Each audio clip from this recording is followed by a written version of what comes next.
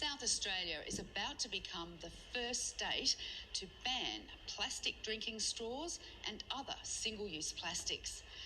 It's great timing for a couple who've developed a way of turning rye grain stalks into straws. Landline's Prue Adams looks at how it's done.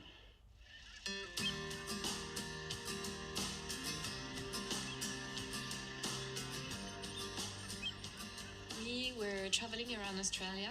We travelled about 40,000 kilometres in our camper van.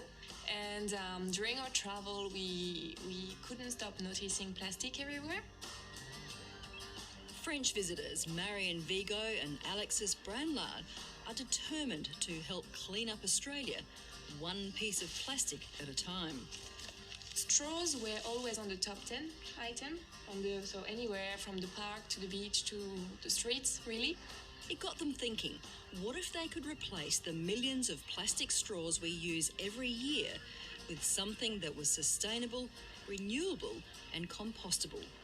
Through our research, we found that rye was the strongest plant to be suitable as a drinking straw. It's stronger than wheat and other cereal, so that's why we and on our online research also confirmed that it was the original straw used way before paper and plastic straw got invented.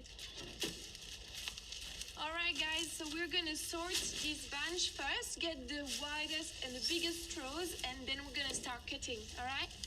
Less than a year after coming up with the idea, Marion and Alexis were producing their first batch of rye straws.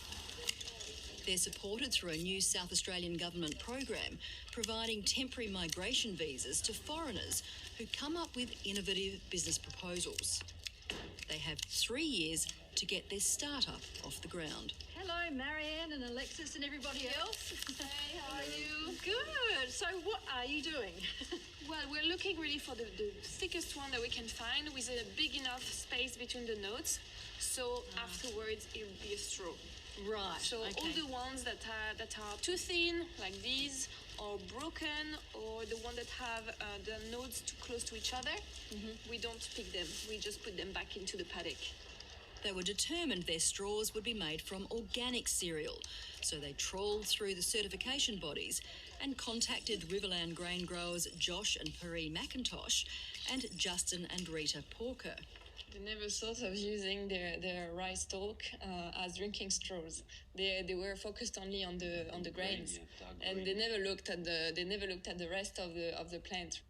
I've harvested rye for years and never thought about it being a hollow product and you could drink through it. The kids thought it was great, like, oh, let's give it a go. So we've had straws all over the kitchen bench for ages now. even 2 months ago when we were in the field, we were looking at the stalk and they were looking at the grain. grains. Every time we went out in the paddock, we were looking only at the stalks and they were looking at the grain like, oh yeah, I think the grain is ready here. so yeah, it's just introducing a new way to use what they don't use in their organic farming. And are you kicking yourself for not coming up with the idea yourself? Yeah, well, yeah, it's good to see someone has the initiative to think like that. So. And I think sometimes it takes someone outside, you know, with a fresh perspective, and someone who can is not so intimately involved with how things should be and how they've, you know, supposedly always been in agriculture. It's a pretty simple process, really. A few weeks after the rye grain is harvested, the remaining stubble is cut and bundled by a vintage 1956 Sunshine Reaper and Binder. It's very gentle on the straw, so it cuts it at just above ground level and leaves the straw intact. It doesn't squash it. So that's important in the processing of the straws, to keep them intact as possible. And then we've set the knotters to tie them really loosely so that it doesn't squash the straws. So the bundles are quite floppy, not like an original old-fashioned sheaf. The cutting process needs to happen on farm because carting all this straw to another location is an unnecessary expense.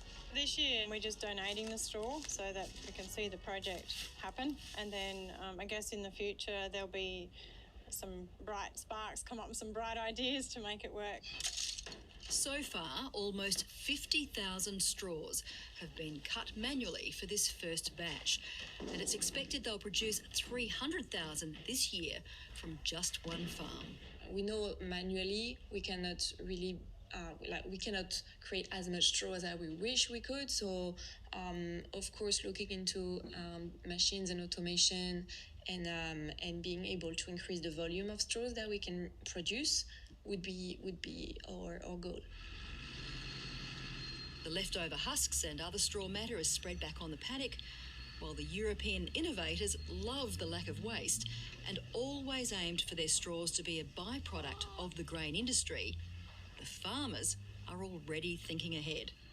Even selecting and breeding the right varieties of rye is going to be, I think, the first step, actually, because what we're doing is going to be 100% better with the right varieties.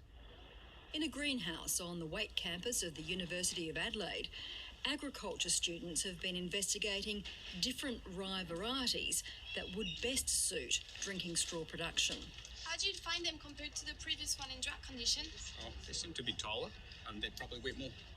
The students will determine how the plant biomass is spread between the leaves, the seed and the stem.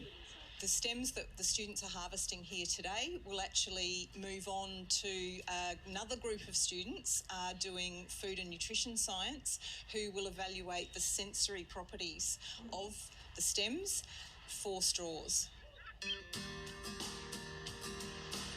The straws are so far being marketed online, and it's hoped cafes will also take to them. There are other straw alternatives. There's the good old paper straw, but now you can also get reusable bamboo straws or metal straws. But these rye straws are the only ones that are made in Australia. With no farming experience, Marion and Alexis aren't concerned if others pick up on their idea, because that would mean plastic straws could finally be a thing of the past. It's basically solving a problem and adding a value to an existing practice. So that was the whole purpose. You're going to suck through a straw, it more to be something that's chemical free, that's natural. You can't get any more natural than a raw straw. The great thing is that it is sustainable. It can regrow every season, and that the kids all love it because you can grab it from the paddock and drink. Should we go on the beach?